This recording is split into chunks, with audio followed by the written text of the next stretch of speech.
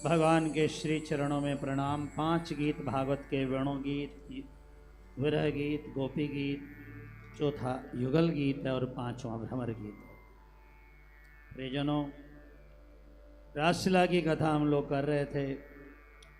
रासलीला में लिखा, आकाश में हजारों विमान श्री कृष्ण चंद्र की झांकी देखने के लिए आए। 2-4 नहीं, हजार विमानों पर बैठ कर के देवांगना आई हैं। भगवान शंकर का बहुत मन था और पार्वती जी ने कहा वहां तो पुरुषों का प्रवेश है, ऐसा नहीं है, वहां केवल गोपी जाती है, क्यों तैयार हो रहे हैं? और शंकर जी ने कहा तुम्हें जो बनाना बनाओ, अरे श्री कृष्ण की माधुरी पान करनी है। आप तो हर पूर्णिमा में रास में जाती हैं पार्वती जी, आप जैसा सजाना सजाओ। थोड़ा चांद ऊपर कर दिया, घूंघट निकाल दिया, बढ़िया सखी बना दी है।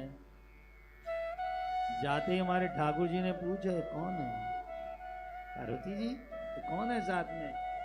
पार्वती जी क्या कहे, उन्होंने कहा हमारी त्रिलोचना सखी है।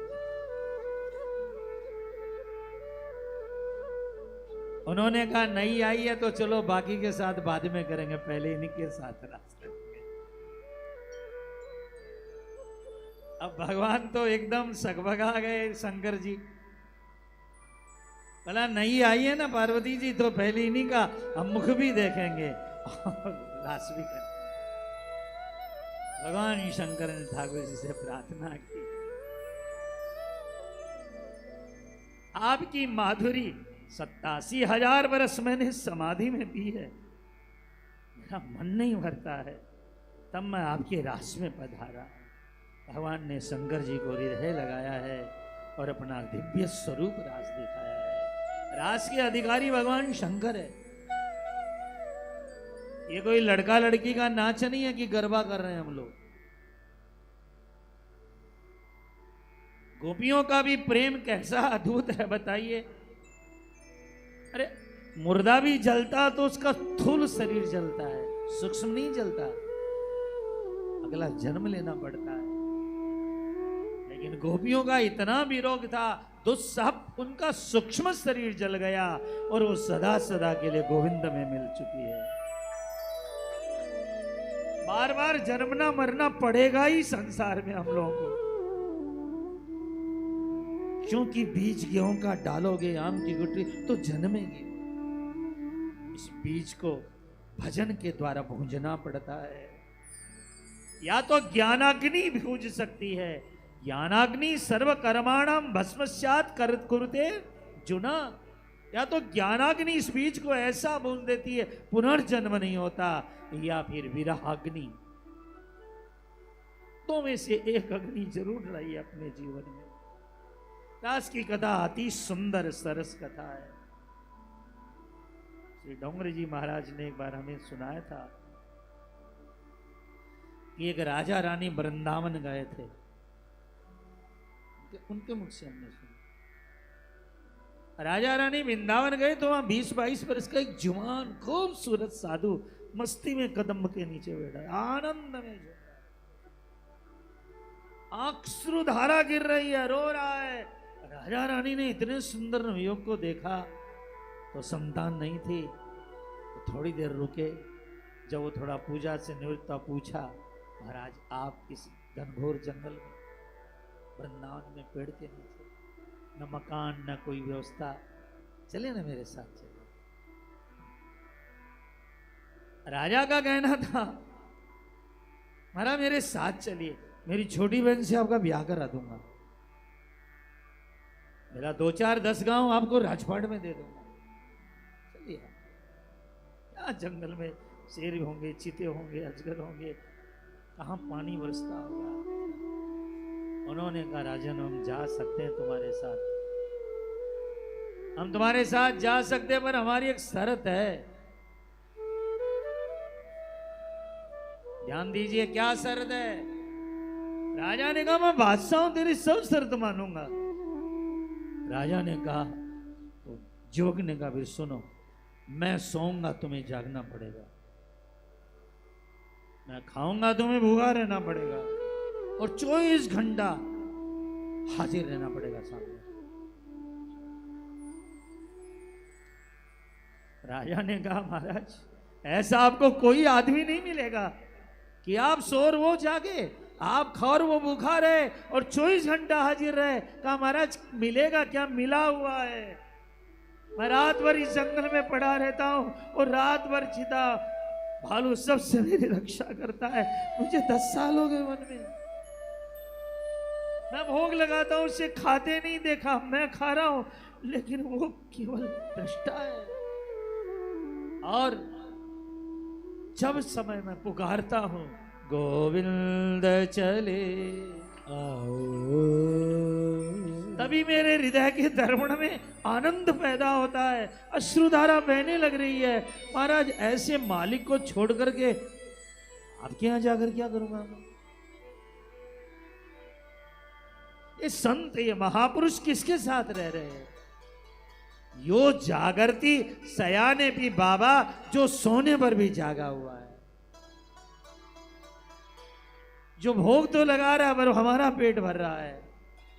महापुरुष ऐसे ऐसे गोविंद के चरणों में रहते हैं तो उन्हें किसी वस्तु की आवश्यकता नहीं होती। राजा रानी ने प्रणाम कर लिया, महाराज आपकी बात सुनकर के तो मेरा भी मन होता मैं यहीं रह जाऊं। श्री डोंगरे जी महाराज ने कहा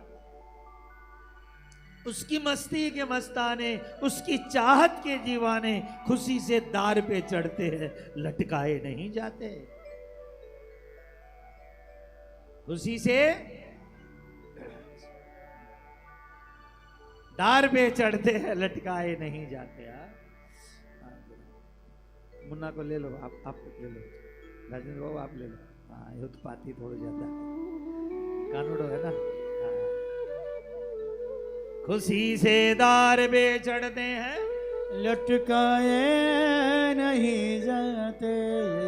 कोई नंगम नंगा पड़ा हुआ है,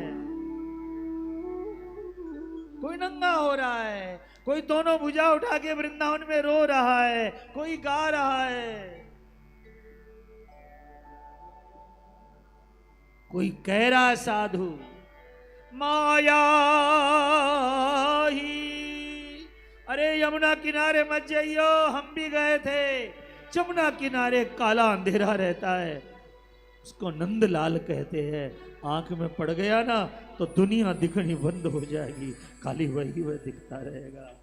इसलिए तू चाहता तेरा घर बार परिवार बचा रहे तो माया रे चेतक कथयामि ते हितमिदम वृंदावने चार। वृंदावन मत जाना, क्योंकि वृंदम को भी नवाम गवाम बुध निभो बंधुर न का। तेरे पूरे परिवार से तेरा छुड़ा देगा ममता।